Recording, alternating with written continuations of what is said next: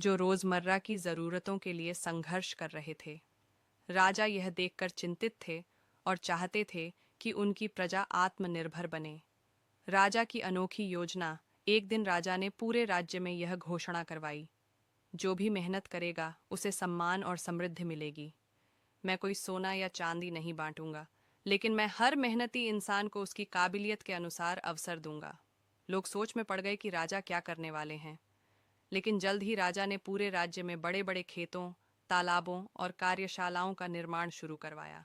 उन्होंने घोषणा की कि हर गरीब व्यक्ति को काम मिलेगा।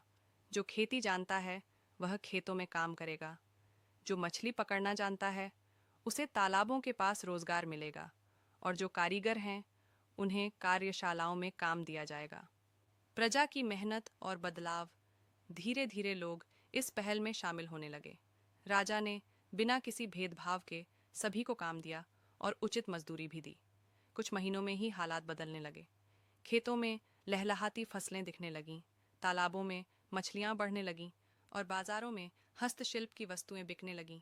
गरीब लोग अब आत्मनिर्भर हो रहे थे। उन्हें राजा की कृपा पर निर्भर रहने की जरूरत नहीं थी, क्योंकि उनके पास खुद की मेहनत से कमाया हुआ धन और संसाधन थे। राजा अर्जुन देव ने देखा कि उनका राज्य अब एक समृद्ध राज्य में बदल रहा है। सच्ची समृद्धि का सबक। एक दिन एक वृद्ध किसान राजा के पास आया और बोला, महाराज, पहले हम मदद मांगते थे, लेकिन आपने हमें अपनी मेहनत से कमाना सिखाया। अब हमारा आत्मसम्मान भी बढ़ गया है। राजा यह सुनकर प्रसन्न हुए और कहा, समृद्धि केवल सोने चांदी से नहीं आती, बल्कि मेहनत, एकता और आत्मनिर्भरता से आती है। अगर हर व्यक्ति अपनी काबिलियत के अनुसार काम करे, तो गरीबी कभी किसी राज्य में टिक नहीं सकती। इसके बाद सुराजगढ़ पूरे राज्य में एक मिसाल बन गया। लोग दूर दूर से यह देखने आते कि कैसे एक राजा की दूरदर्शिता और प्रजा की मेहनत ने पूरे राज्य को बदल दिया। इस कहानी से हमें सीख मिलती है कि असली मदद केवल दान में नहीं, बल्कि लोगों को आत्मनिर्भर बनाने में होती है। जब राजा और प्रजा मिलकर मेहनत करते हैं, तो कोई भी राज्य खुशहाल बन सकता है। गांव में रामू किसान अपनी मेहनत और ईमानदारी के लिए जाना जाता था। वह रोज सुबह सूरज निकलने से पहले खेत में पहुंच जाता और देर रात तक काम करता।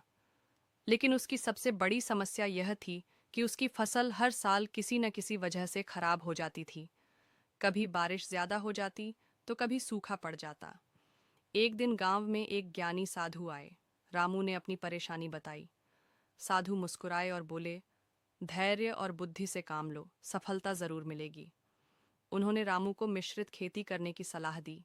एक ही खेत में अलग अलग फसलें उगाने को कहा। रामू ने साधु की बात मानी और इस बार गेहूं के साथ दाल और सब्जियां भी उगाईं। नतीजा यह हुआ कि जब बारिश ज्यादा हुई तो गेहूं को नुकसान हुआ, लेकिन दाल और सब्जियों ने उसकी आर्थिक स्थिति संभाल ली। अगली बार सूखा पड़ा, लेकिन तब भी उसकी कुछ फसलें बची रहीं। धीरे धीरे रामू ने अपनी खेती में बदलाव किया और जल्द ही गांव का सबसे सफल किसान बन गया।